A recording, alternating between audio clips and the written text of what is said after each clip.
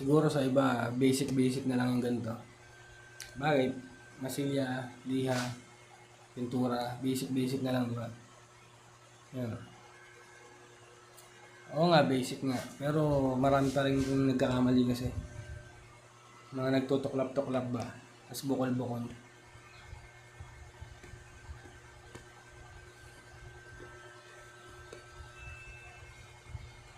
Sa tamang proseso dapat eh.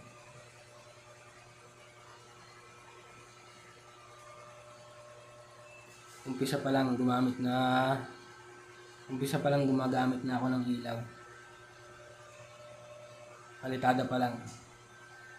Kiss, masilya, liha, pintura, finishing. Lagi dapat may ilaw. Para makikita kung okay ba yung gawa mo o hindi. Kasi kailan ka pa mag-iilaw? Kapag finish na. Kapag nandiyan na yung may-ari. Tapos makikita na yung mga pagkakamali sa trabaho. Diba? Ulit na naman yun.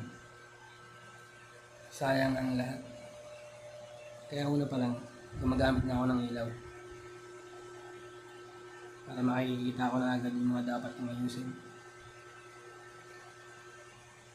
Pag wala kang ilaw, hula-hula ang nangyayari sa trabaho.